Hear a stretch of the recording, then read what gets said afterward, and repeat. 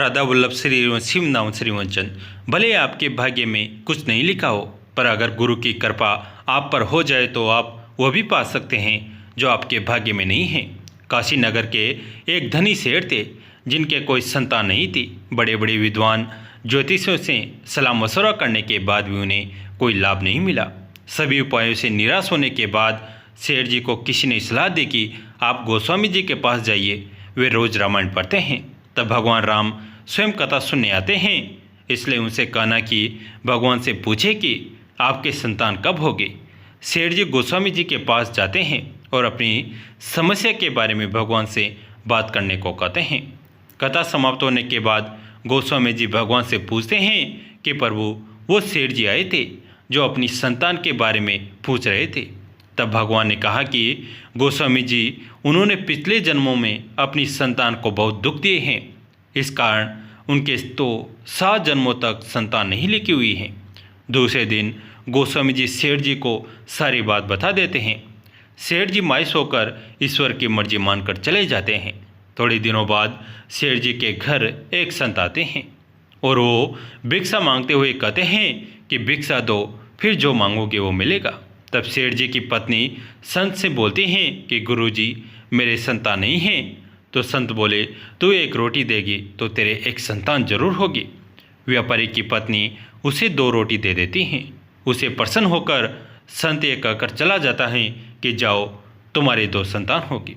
1 वर्ष बाद सेठ जी को 2 जुड़वा संतानें हो जाती हैं। कुछ समय बाद गोस्वामी जी का उधर से निकलना होता है। व्यापारी के दोनों बच्चे घर के बाहर खेल रहे होते हैं। उन्हें देखकर वे व्यापारी से पूछते हैं कि ये बच्चे किसके हैं। व्यापारी बोलता है, गोस्वामी जी, ये मेरे बच्चे हैं।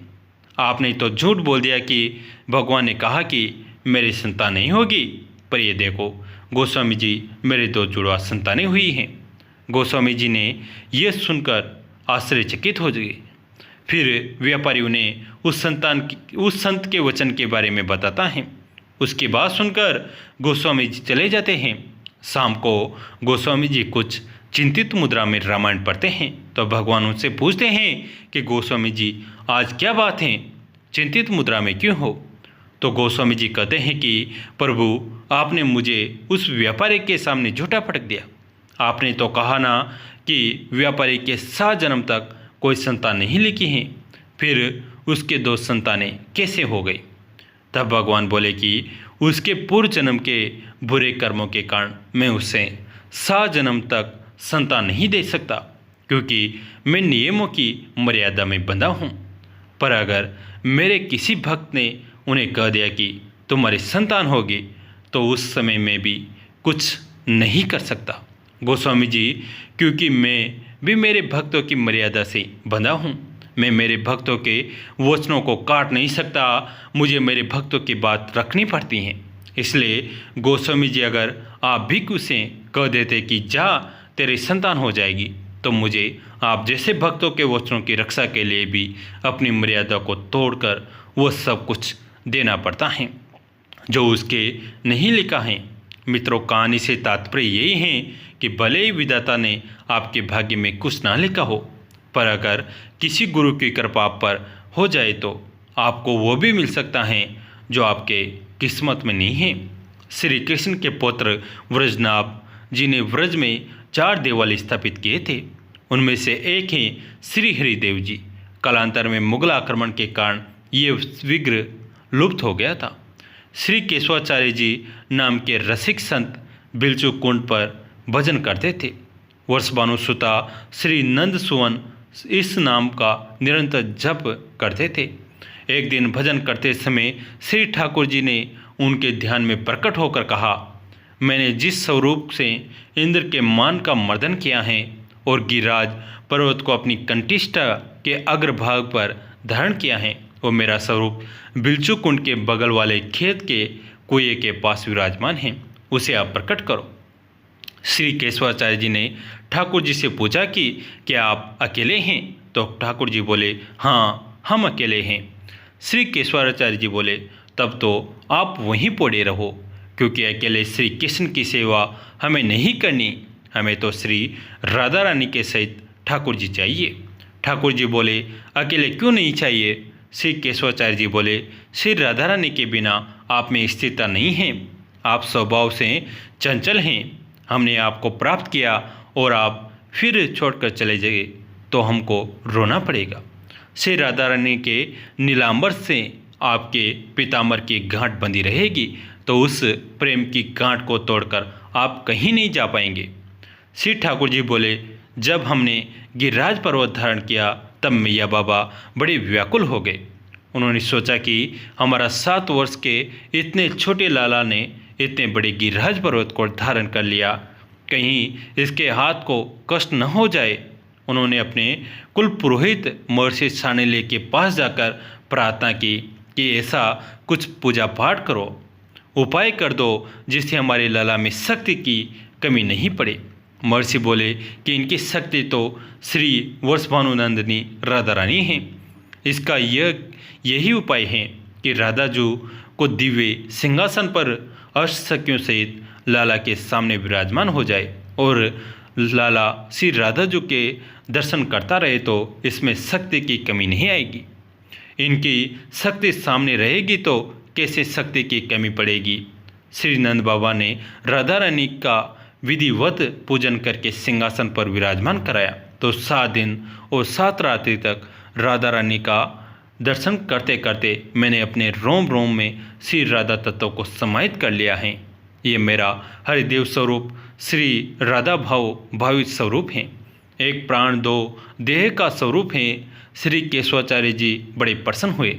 उस स्थान पर कुछ लोगों के साथ जाकर श्री केशवाचार्य जी ने खुदाई कराई। सुंदर श्री विग्रह को देखकर सबने कहा कि इस पर मेरा अधिकार है। किसी ने कहा कि ये मेरी खेत की ज़मीन है, इसको मैं रखूँगा। किसी ने कहा कि मैं जमींदार हूँ, मैं इसको रखूँगा। तब आकाशवाणी हुई कि जो भी इस विग्रह को उठा पाएगा वो इसको रखे। सबने उठाने का प्रयास किया पर विग्रह जरा नहीं हिला। श्री केशवाचार्य जी ने जैसे ही उठाने का प्रयास किया वैसे ही श्री ठाकुर जी ने उनके हृदय से आ लगे। श्री हरदेव जी के विग्रह को श्री केशवाचार्य जी अपनी कुटिया में ले आए और उनकी सेवा पूजा करने लगे। श्री भक्तमाल मूल ग्रंथ में श्री नवाचार्य जी वर्णन करते हैं, नंद सोन की छाप कबित सेवो केशव की नौ को एक दिन संतों की मंडली श्री केशवाचार्य जी के स्थान पर आई। श्री केशवाचार्य जी ने ठाकुर जी को भोग लगाया और संतों से प्रसाद पाने के लिए कहा। उस जमाने में बड़ी मर्यादा का ध्यान रखा जाता था। संतों ने श्री केशवाचार्य जी से पूछा कि क्या आपके 5 संस्कार हो चुके हैं? वैष्णव में 5 संस्कार होते हैं, ताप, पुंड तथा नाम मंत्रोमाला 6 पंचम, जिसमें एक संस्कार होता है कंधे बाहों पर शंख चक्र की ग्रम छाप अंकित करना। श्री केशवाचार्य जी बोले, मेरे 4 संस्कार तो हो गए परंतु छाप संस्कार नहीं हुआ। संतों ने कहा तब तो हम यहाँ भोजन नहीं कर सकते। श्री केशवाचार्य जी को बड़ा दुख हुआ कि संत प्रसाद पाए बिना वापस चले जाएंगे। श्री केशवाचार्य जी ने कहा, नाम में जितनी निष्ठा है उन्हें अलग से छाप लेने की आवश्यकता नहीं है। उनके तो रोम रोम में भगवान की छाप लग जाती है। ये बात सुनकर संत मंडली में से एक संत ने कहा, बातों से कुछ नहीं होता है, प्रत्यक्ष अनुभव कराओ तो माने। श्री केशवाचार्य जी ने कहा, जो आज्ञा। संत भगवान और अपने वस्त्रों को उतार दिया। सभी ने दर्शन किया कि उनके सारे शरीर पर वर्षभानु सुता श्री नंद सोन यह नाम अंकित था। अब तो सारे संत मंडली ने श्री केशवाचार्य जी को दंडवत प्रणाम किया और बोले, महाराज वस्तुतः सच्ची छाप तो आपकी ही है।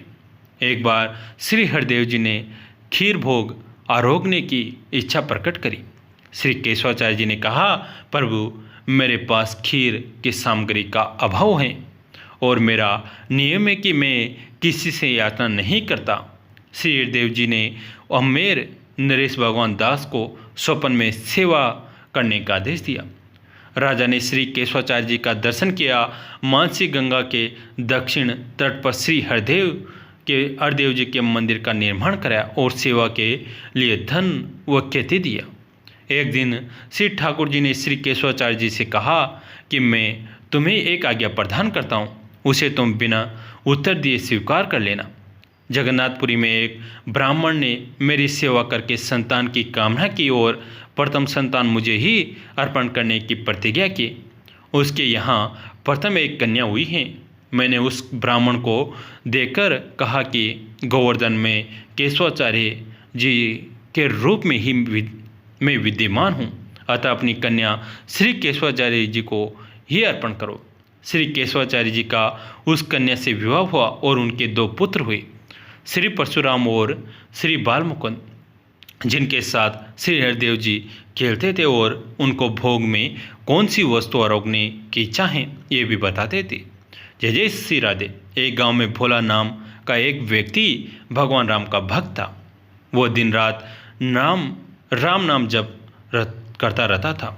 जो भी मिलता उसे राम नाम की महिमा सुनाने बैठ जाता था। गांव वाले उसे बहुत मानते थे, लेकिन उसकी पत्नी उससे बहुत दुखी रहती थी। भोला गांव में एक हलवाई की दुकान चलाता था। वो बहुत मेहनत से मिठाई बनाता था। उसकी बनाई मिठाई दूर दूर तक लोगों को पसंद आती थी। कुछ लोग उससे राम राम करके मुफ्त में मिठाई खा लेते थे। सुमित्रा, तुम इतने सीधे हो कि तुम्हारा फ़ायदा उठा लेते हैं।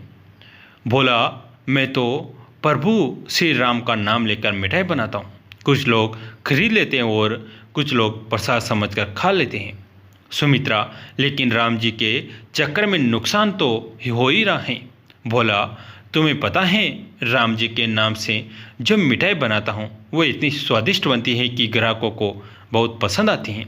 सुमित्रा उसके इस स्वभाव से बहुत दुखी रहती थी। एक दिन सुमित्रा की एक सहेली उससे मिलने आई। सुमित्रा बोली, बहन, मैं तो अपने पति से बहुत दुखी हूँ। वे तो कुछ समझते ही नहीं कि दुकान कैसे चलती हैं। सहेली, एक काम कर, तू उनकी दुकान को संभालना शुरू कर दे।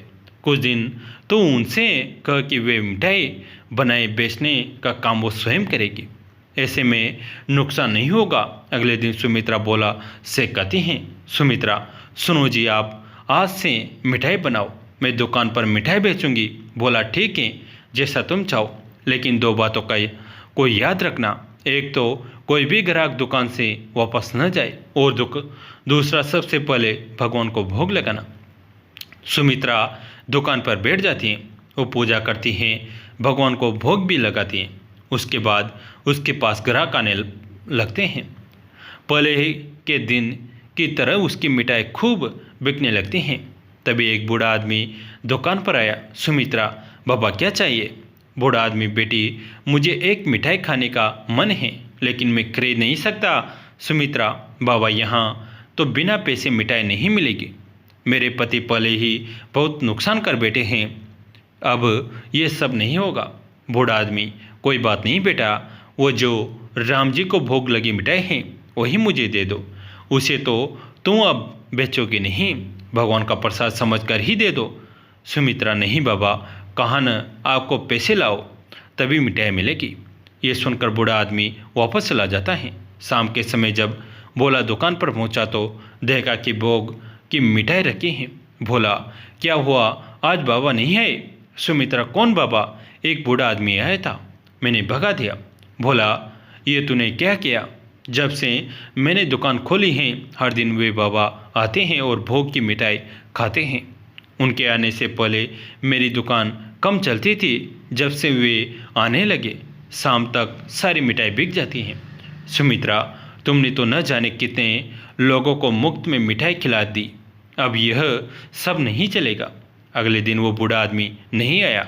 पूरे दिन सुमित्रा दुकान पर बैठी रही, लेकिन सारी मिठाई रखी रही, कोई ग्राहक नहीं आया। इसी तरह कुछ दिन और बीत गए, सारी मिठाई फेंकनी पड़ी, घर का कर्ज भी चलाना मुश्किल हो गया। हार कर सुमित्रा ने कहा, सुमित्रा, मुझे लगता है कि आप ठीक कह रहे थे, आप जल्दी से जाकर बाबा को ढूंढ लाइए, नहीं तो हम भूखे मरने लगेंगे। भोला, अब कहाँ मिलेंगे बाबा? सुमित्रा रोने लगती हैं। अगले दिन भोला दुकान खोलता है, भगवान राम को भोग लगाता है। फिर दोनों एक डिब्बे में मिठाई लेकर मंदिर पहुंच जाते हैं। भगवान श्री राम के चरणों में मिठाई रखकर भोला कहता है, भोला, पर वो आपने आना बंद कर दिया। सुमित्रा, ये आप क्या कह रहे हैं? बोला, ध्यान से देख श्री राम की मूर्ति को। सुमित्रा मूर्ति देखती हैं तो आपकी आंखों से उसके आंखों से आंसू बहने लगते हैं, क्योंकि मूर्ति के अंदर उसी बूढ़े आदमी की झलक दिखाई दे रही थी। सुमित्रा, प्रभु मुझे माफ़ कर दीजिए, आप स्वयं भोग लगाने आते थे, मैं मूर्ख आपको पहचान न सकी। मंदिर से आकर भोला ने दुकान खोली, उसकी मिठाई पहले की तरह बिकने लगी, लेकिन उस दिन से परशुराम नहीं आए। अब भोला और सुमित्रा सुबह दुकान खोलते ही भगवान का भोग लगाते, उसके बाद दुकान के बाहर खड़े होकर मिठाई आने जाने वालों में बांट देते। उन्हें आज भी इंतजार था कि शायद प्रभु किसी और वेश में आ जाए। जय जय श्री सीताराम। कैसी लगी आज की कथा? अगर अच्छी लगी तो इसे अपने दोस्तों के साथ, फैमिली के साथ शेयर करें। कहानी तक सुनने के लिए आप सभी का तहे दिल से धन्यवाद।